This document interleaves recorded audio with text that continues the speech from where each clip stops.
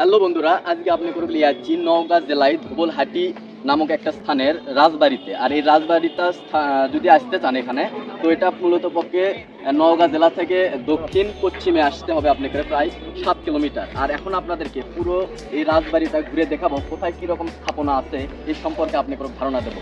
অবশ্যই আমার করে সাথে থাকবে। এটা হচ্ছে সেই 200 বছর পুরনো রাজবাড়ির সামনের অংশ, অর্থাৎ এটা সম্ভবত মূল ফটকটাই ছিল এই জায়গা। তো যাই হোক, আমরা ভেতরে যাওয়ার চেষ্টা করেছি। তো ভেতরে যেতেই দেখলাম যে ছোট বড় বয়স্ক বৃদ্ধা মানে সকল ধরনের লোকজনের মধ্যে আসছে এই রাজবাড়ি দেখার জন্যে। তো গুটি গুটি পায়ে আমরা আস্তে আস্তে উপর দিকে উঠতে লাগলো, যে উপরে আসলে কি আছে। উপরে উঠে তো আমরা অবাক হয়ে গেল, কারণ ওপরটা একদম ফাঁকা। আর এমন অবস্থা দেখে মনে হচ্ছে কখন জানি এই বিল্ডিং বা এই পুরাতন বাড়িটা, রাজবাড়িটা ভাঙ্গে মাথার উপরে পড়ে, মানে সে একটা টেনশন।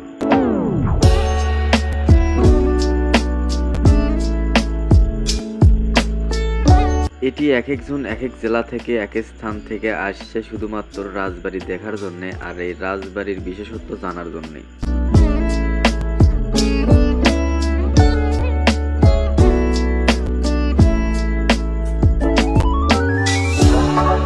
এটা হচ্ছে রাজবাড়ির ভেতরের উঠানের অংশ। ভেতরটা একদম জঙ্গলে পরিপূর্ণ, মানে যেদিকে তাকাচ্ছি ঘন জঙ্গল একদম ভরে আছে। উপরে যে চিলকটা দেখে পাচ্ছেন ওটা হচ্ছে রাজবাড়ির একদম চূড়া। আর এই ভেতরে যে ছোট ছোট কক্ষগুলো দেখতে পাচ্ছেন, এটা হচ্ছে বিভিন্ন রকমের মানুষ বা সৈন্যরা এই জায়গা থাকতো আর কি। আমরা এখন দ্বিতীয় তলাতে অবস্থান করতেছি, আর দ্বিতীয় তলার থেকে আমরা পুরো রাজবাড়িটা আপনাকে দেখানোর চেষ্টা করতেছি।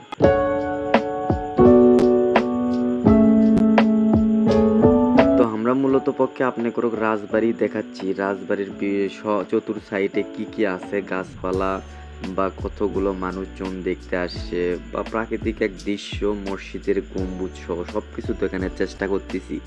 তবে এরই মধ্যে অন্য কিছু যদি আপনারা দেখে থাকেন বা অন্য কেউ ভিডিওর মধ্যে চলে আসে, এই জায়গায় কিন্তু আমার করে কোনো দোষ নাই। যাই হোক, আমরা এখন ওই রাজবাড়ি থেকে বের হওয়ার চেষ্টা করতেছি, কারণ আমার করে পুরো রাজবাড়ি ঘুরে ফিরে দেখা শেষ। প্রায় 200 বছরের পুরাতন এই রাজবাড়িটা নওগাঁ জেলায় ধবলঘাটি যে জায়গাটায় অবস্থিত। এখানে আপনাদেরকে পুরো এই রাজবাড়িটা ঘুরে দেখালাম, এবং পরবর্তীতে আপনারা আমাদের সাথে থাকেন। সব মানে আমরা নতুন নতুন স্থানে যাই এবং সেখানকার ঐতিহ্যবাহী বা পুরাতন জিনিসগুলো বা স্থাপনাগুলো আপনাদের মধ্যে তুলে ধরার চেষ্টা করি। তো সেই পর্যন্ত আমাদের সাথে থাকবেন, ভালো থাকবেন, ধন্যবাদ, আসসালামু আলাইকুম।